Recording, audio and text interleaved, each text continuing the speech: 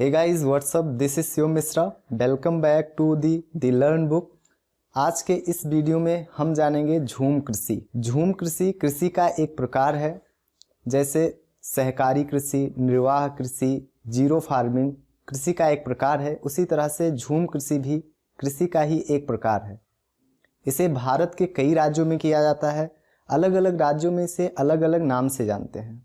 दुनिया के कई देशों में भी इस कृषि को किया जाता है, बेहद प्रचलित है कई देशों में, लेकिन अलग अलग देशों में इसे अलग अलग नाम से जाना जाता है। तो सबसे पहले हम जान लेते हैं कि झूम कृषि कैसे होती है, झूम कृषि क्या है, इसके बारे में। झूम कृषि, झूम कल्टीवेशन, इसे स्थानांतरणशील कृषि भी कहते हैं। इस प्रकार की कृषि में पहले वन को जलाकर भूमि को साफ कर लिया जाता है और फिर 1 वर्ष बाद इस राख युक्त मृदा में मोटा अनाज बो दिया जाता है।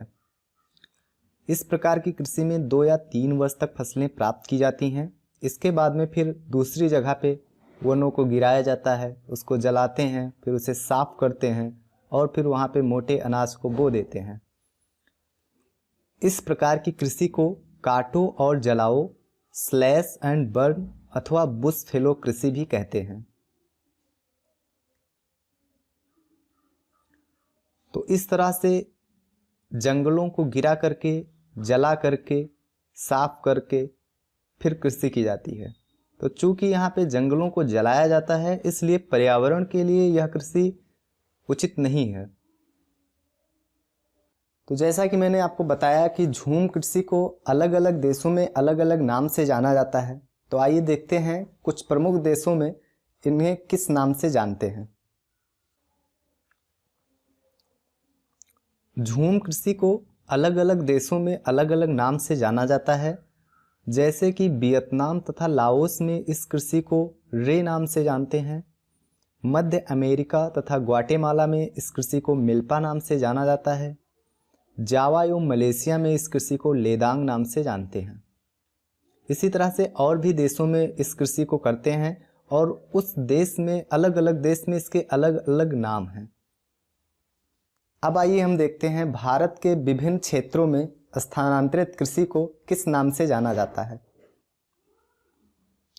भारत के भी कई राज्यों में इस कृषि को किया जाता है और भारत के भी अलग अलग राज्यों में इसके अलग अलग नाम हैं।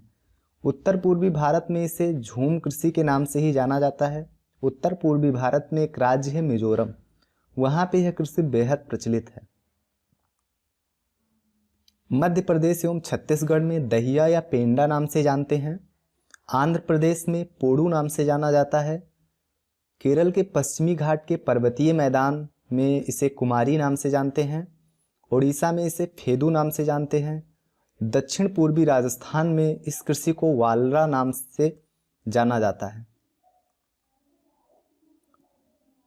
झूम कृषि उत्तर पूर्वी भारत के मिजोरम राज्य में बेहद प्रचलित है।